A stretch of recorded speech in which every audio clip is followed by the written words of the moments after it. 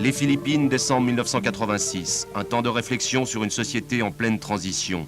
Un pays de 7000 îles, de 55 millions d'habitants, en but à toutes les pressions du développement et aux efforts visant à mettre un terme à une insurrection vieille de 17 ans.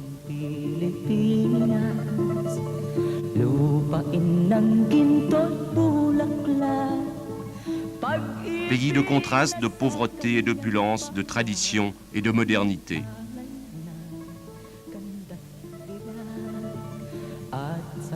Près de 2/3 des Filipinos terminent leur école secondaire, mais 60% d'entre eux vivent au-dessous du niveau de pauvreté.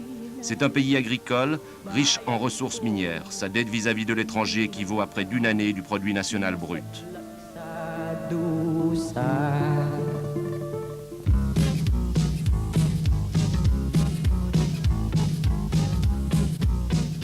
Dans cette société en mutation, l'armée des Philippines constitue un élément important du paysage politique. Cependant, les divergences fondamentales entre les différents groupes politiques philippins demeurent, comme subsiste le risque que se prolonge le conflit armé et ses séquelles sur la population. Au début 86, suite aux élections organisées par l'ancien président Marcos, la présidente Aquino prit la tête de l'État. L'opposition au gouvernement de Manille comprend les adeptes du Parti communiste des Philippines, le Front démocratique national, un organe négociateur et les forces armées de la nouvelle armée populaire.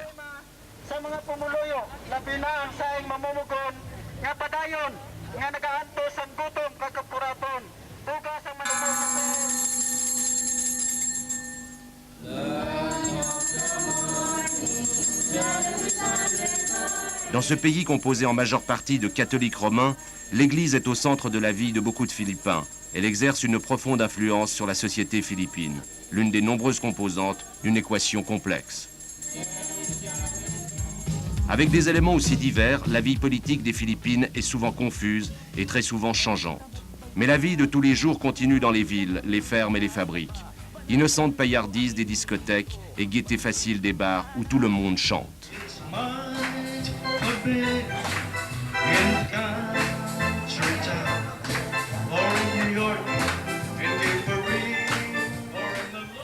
Dans un pays où le degré d'alphabétisation est élevé, une presse nombreuse transmet les événements et les rumeurs, vagues d'informations déferlantes qui peuvent dérouter autant qu'ajouter à la confusion. Les ondes également fourmillent d'informations, de discussions et de débats, car les Filipinos s'efforcent de comprendre le monde où ils vivent. I'd like to introduce Mr. Pierre de la Coste. Good morning and good morning to the listeners. Bonjour, bonjour aux auditeurs. Je suis délégué du Comité international de la Croix-Rouge, basé à Manille, aux Philippines. Les activités du CICR aux Philippines, eh bien, nous avons fait 3 sortes d'activités. Des activités de secours en faveur des personnes déplacées, en particulier à Mindanao. Ensuite, nous visitons des détenus. Et enfin, nous nous occupons de la diffusion. C'est-à-dire que nous voulons faire connaître la Croix-Rouge au plus grand nombre possible de personnes.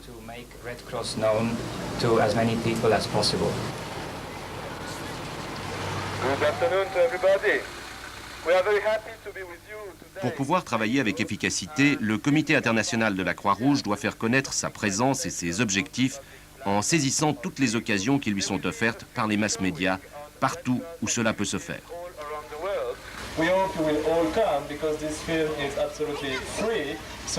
Le but de cette activité ne consiste pas seulement à informer la population, il s'agit aussi d'atteindre un autre objectif vital. Étant donné la nature confuse du conflit et l'existence de différents groupes armés, le contact direct avec tous les combattants est difficile. Grâce à la diffusion auprès de la population, le CICR essaye ainsi de faire passer les informations sur son rôle jusqu'aux combattants philippins.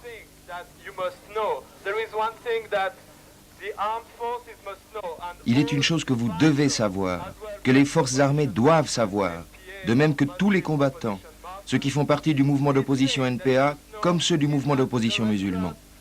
Ce qu'il faut savoir, c'est que la Croix-Rouge ne peut absolument rien faire. La Croix-Rouge ne peut pas apporter son assistance si les combattants n'aident pas la Croix-Rouge à porter secours aux victimes.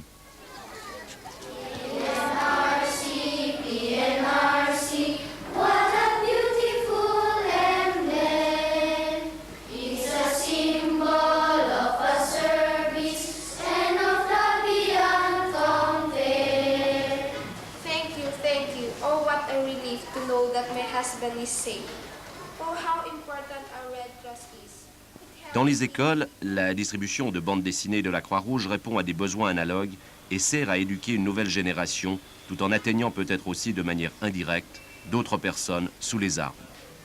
Cette tâche essentielle d'information est plus facile à mener auprès de l'armée philippine, pour laquelle on organise des cours réguliers.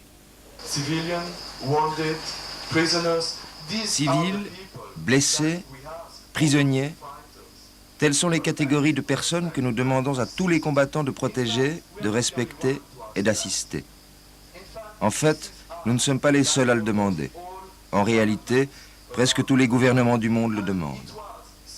Et il en est ainsi depuis le début de l'activité de la Croix-Rouge. Je vous rappelle les règles fondamentales à l'intention des combattants. Respecter et protéger les civils, les blessés, les malades et les prisonniers. N'attaquez pas les personnes, les véhicules, les installations protégées par la Croix-Rouge. In any kind of conflict, there are always civilians that are being displaced. Dans tout type de conflit, il y a toujours des civils déplacés qui ont besoin d'assistance et nous pensons que toute organisation, dont la tâche est de venir en aide à ces civils déplacés, devrait venir les assister.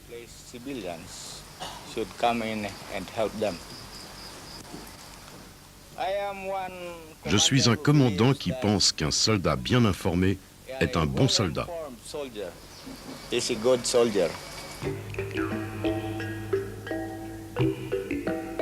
L'île méridionale de Mindanao, seconde en superficie.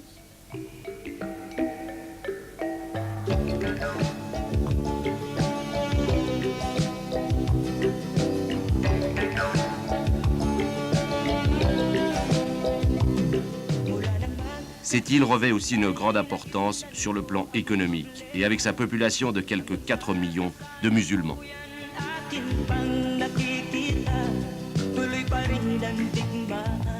Des années durant, Mindanao a été le centre du conflit armé entre le gouvernement et les forces communistes.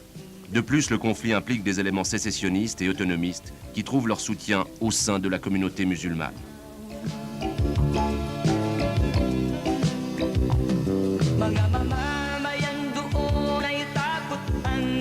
Les conséquences les plus importantes de ce conflit ont été le déplacement des populations civiles.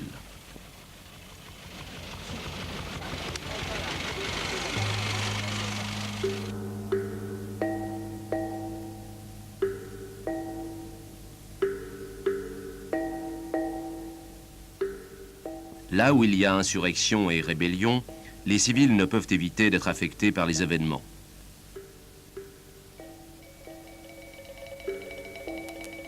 L'assistance médicale et nutritionnelle aux personnes déplacées constitue l'un des 3 volets de l'activité du CICR aux Philippines. Ainsi, dans la partie occidentale de Mindanao, quelques 300 personnes se sont enfuies de chez elles après que le chef de leur village ait été tué. Elles ont trouvé refuge ailleurs, mais dépendent actuellement de la charité de leurs hôtes. L'action de la Croix-Rouge est médicale et nutritionnelle. Ici, l'ouverture d'un poste de Croix-Rouge avec distribution de vivres.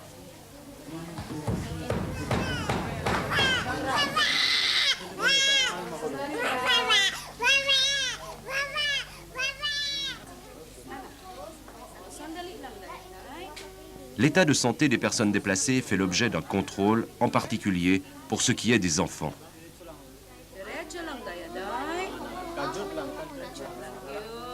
Ce programme d'assistance sera sans doute un programme à court terme. La population retournera dans son village lorsque la situation se sera stabilisée et qu'ils s'y sentiront à nouveau en sécurité. Mais pour l'heure, le CICR a deux objectifs: apporter des secours et contrôler la santé, fixer des critères par rapport auxquels toute détérioration ultérieure pourra être mesurée.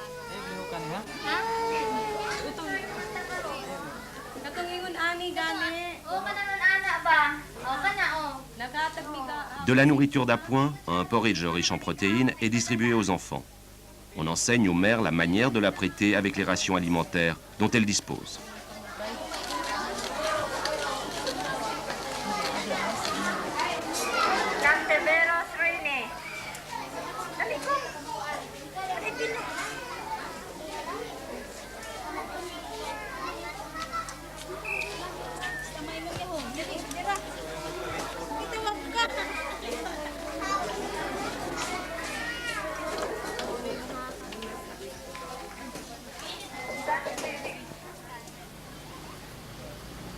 À Davao, la plus grande ville de Mindanao, une sous-délégation du CICR coordonne l'assistance sur l'île et stocke des secours d'urgence dans un entrepôt. En 1986, à Mindanao, on a procédé à 115 distributions de vivres à près de 150 000 bénéficiaires. Dans la région septentrionale de l'île, le déplacement des populations civiles a des causes semblables. Les habitants de 5 villages se sont enfuis à la suite de combats qui se sont déroulés dans la région.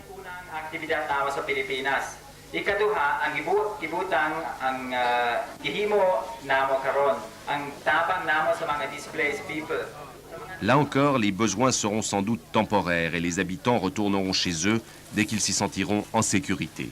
Pour le moment, ils ont besoin de l'appui du programme d'action conjointe CICR Croix-Rouge des Philippines.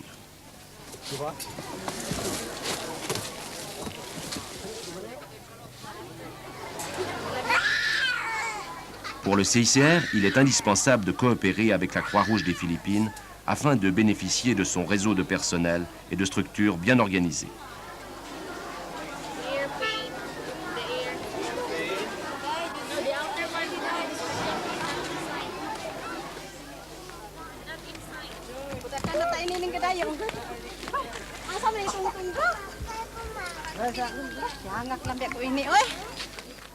Les difficultés que rencontrent les personnes déplacées par les combats, pour être momentanées, n'en sont pas moins réelles tant qu'elles n'auront pas regagné leur domicile.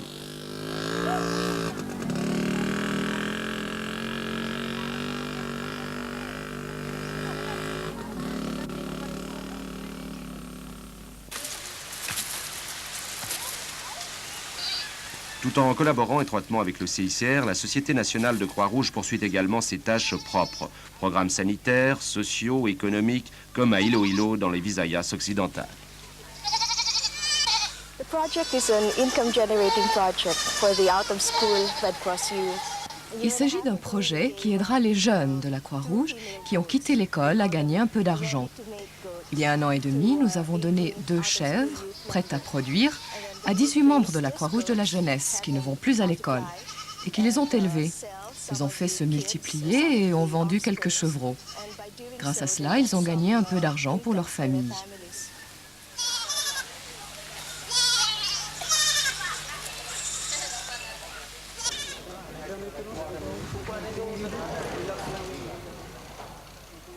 Comme toute autre section de la Croix-Rouge des Philippines, nous avons des activités dans nos domaines de service. Tout d'abord, nous avons une banque du sang, c'est-à-dire que nous récoltons du sang de donneurs agréés, nous traitons ce sang et nous le donnons pour ceux qui en ont besoin dans les hôpitaux.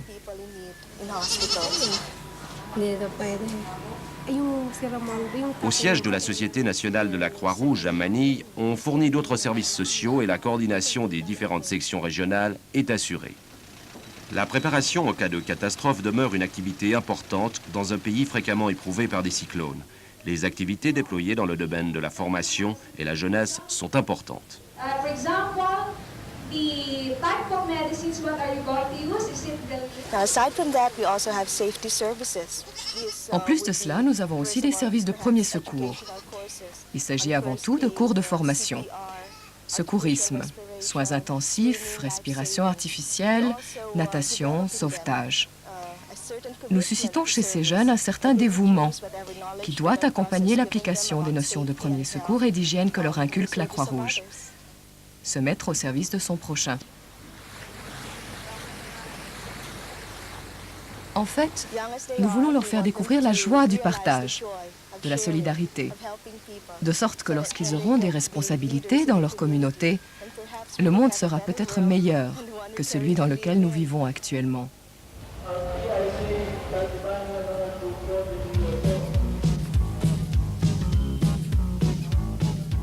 Après la chute du gouvernement Marcos en février 1986, de nombreux détenus politiques du pays ont été libérés par la présidente Aquino.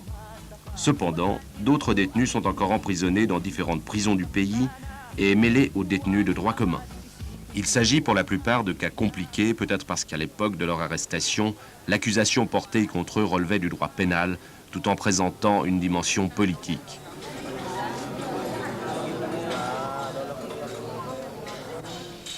Il est difficile de définir sur le plan pratique les différentes catégories de détenus. C'est pourquoi le CICR se considère comme responsable de tous ceux qui sont emprisonnés dans le cadre du conflit.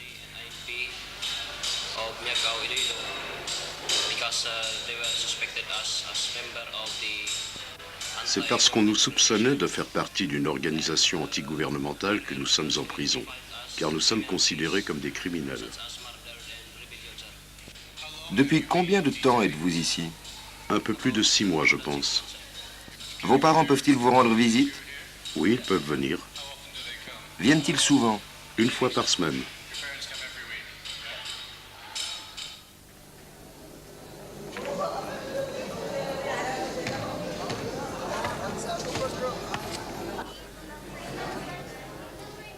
Aux Philippines, en 1986, le CICR a visité 17 prisons et 148 détenus.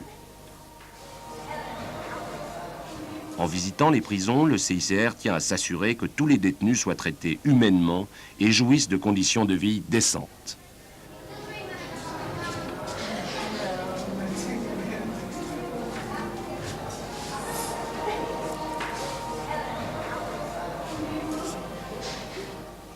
L'objectif du CICR, ce faisant, est de caractère strictement humanitaire. Il ne se préoccupe pas du contexte juridique et politique de la détention. Le CICR communique ultérieurement aux autorités pénitentiaires, dans un rapport confidentiel, le résultat de ces visites en signalant, le cas échéant, tout manquement à l'égard des détenus afin d'améliorer leurs conditions de vie.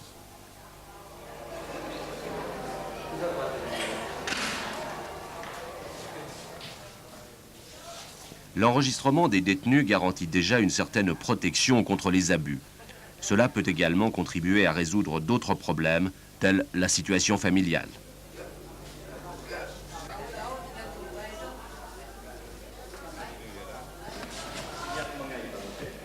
Grâce à des entretiens sans témoins, les délégués du CICR peuvent avoir avec eux une discussion franche et ouverte concernant leurs problèmes personnels. Les contrôles médicaux permettent d'améliorer leur état de santé.